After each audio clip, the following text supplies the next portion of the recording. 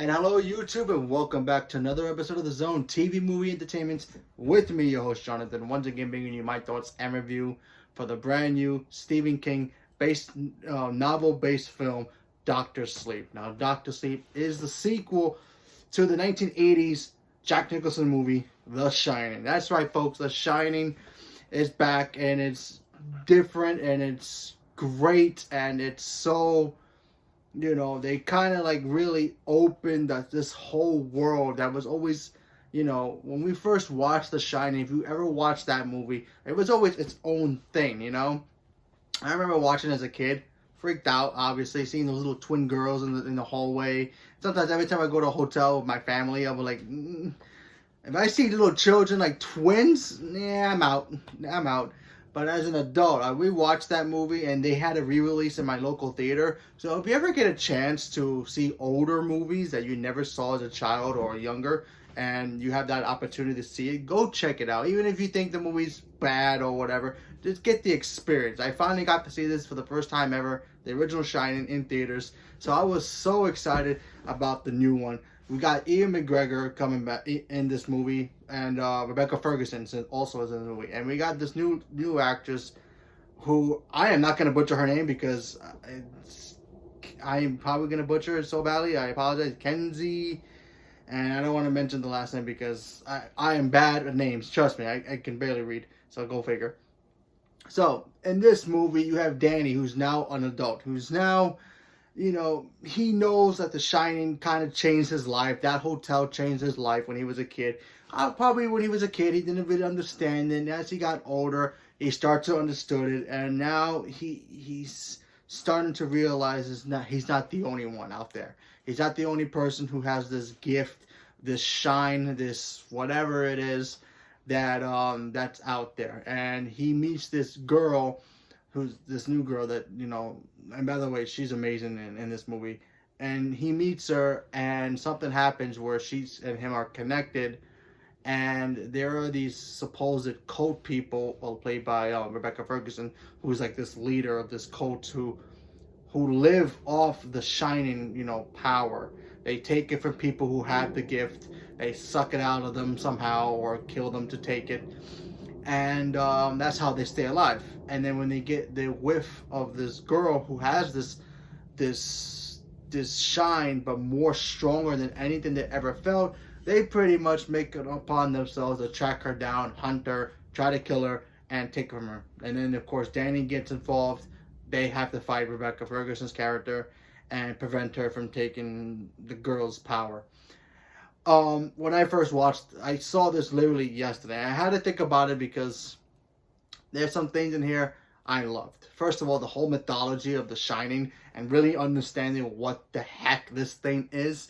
Because when you first watched the original one, the kid was a kid. He didn't know what he was. He thought he just had the power of seeing ghosts and monsters and weird things in that hotel. But apparently now that he's an adult, he has these connections with other people where they can read each other's minds, or they can go into people's minds and mess around in there or whatever they want.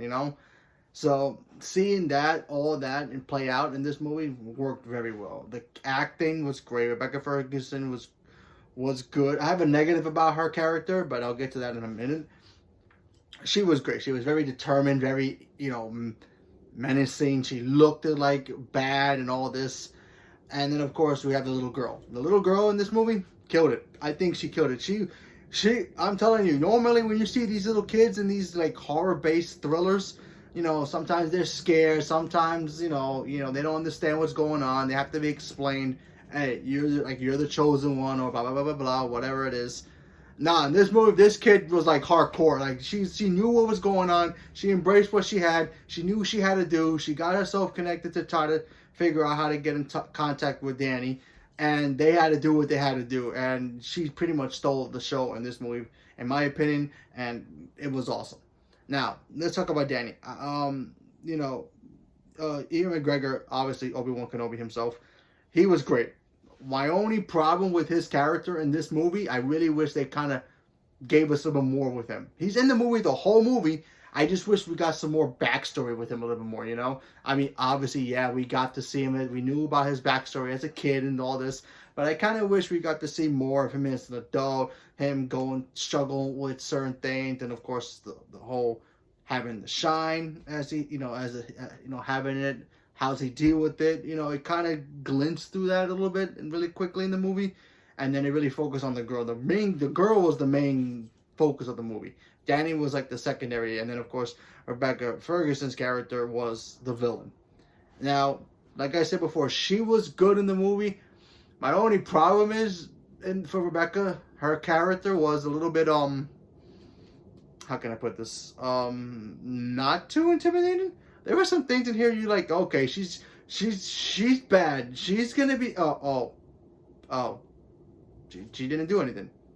She was kind of like one of those kind of villains. Like you figure just by the way she looks, the way she acts, the way she talks, you figure she gets to her point on point. When she does it, she does it. But when she meets this girl and things, have to happen around that girl, she becomes kind of like a weak villain in my opinion. And the whole The Shining, they actually go, and this is not a spoiler for the movie, this is actually in the trailer, so if you haven't seen the trailer for this movie, spoiler I guess, they go back to the hotel. It's the third act of the movie.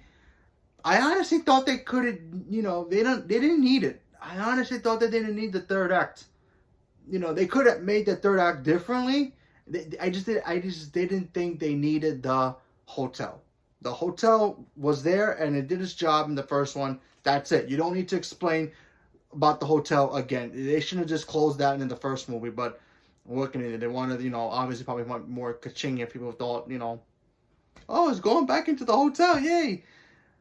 The hotel still looked creepy as hell, and I admit that, and I put it down as that part was great to see how the whole hotel is still standing for all these years. However, it was cool to see certain things in the hotel, but I also felt, they could have just done that in a parking lot somewhere to get rid of the bad guy, and, it would have been the same, it would have had the same impactful moment, but, what can you do? But overall, I still enjoy this movie a lot. I think this is a cool sequel to an old school movie that I really like. I mean, obviously, if you watch the Shining now, it's a little outdated. Still great little horror movie. Obviously it doesn't scare me anymore, The Shining, but this sequel, this to me, it's a horror because it does have some jump scares in here, and it is also a thriller too because there were some things in here like kind of like you wish superhero movies had. It had that like, oh, is the bad guy gonna beat the hero, or is the hero gonna beat the bad guy? Yeah, those kind of moments in here. Especially when you watch this little girl work her magic in this movie, like her acting skills. So. And she, like I said, she crushed it, and I liked her character throughout the whole movie. She worked. Ewan McGregor did a great job as well. Obviously, he's Obi-Wan Kenobi, so he will always be great in anything he does. So there's that. He was great. I just wish we got some more, more moments with Danny's character. I wanted to know more, like what happened to him afterwards. Obviously they had some flashbacks with him showing us what was his deal afterwards. Him with this, what's left of his family and all that. But I kind of wanted a little bit more from him, and I wanted Rebecca Ferguson's character also to be more of a, I'm gonna kill you if you mess with me, kid. You know what I mean? She did that, but it didn't feel like she really meant it. But what can you do? Still a solid movie. If you have nothing to go watch this week and you want to go see a cool little movie, check out Dr. Slate. Especially if you saw the first Shining movie all those years ago, or just re-released. They just did a re-release of the 4K version, so. Excuse me. So if you saw that movie and you liked it and you're curious about what happens next after that movie, check this movie out. I guarantee you're gonna at least enjoy some of it.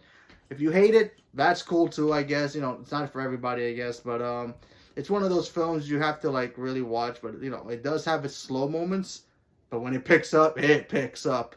But it's still a solid film. I really enjoyed it. Might be in my top 10 list of the year, but I don't know where, obviously. But I enjoyed the heck out of it. I think I'm gonna go see it again when I get a chance. Obviously I gotta go see Midway. That's coming out this weekend, and that new John Cena movie too. I gotta go check out. So Yeah, it's gonna be a busy weekend, so let's see what we got. So leave me a comment below. Let me know what you guys thought about Doctor Sleep, and do you guys think that this is a worthy sequel? Did you guys think that it was necessary? Did you guys see the first Shining movie, The Shining? What do you thought about that movie? Leave me a comment below. Leave me a comment below. Let me know what you guys thought about it. Subscribe if you haven't subscribed. Tap the little bell for notifications and stay tuned for more. Thank you very much and have a good day.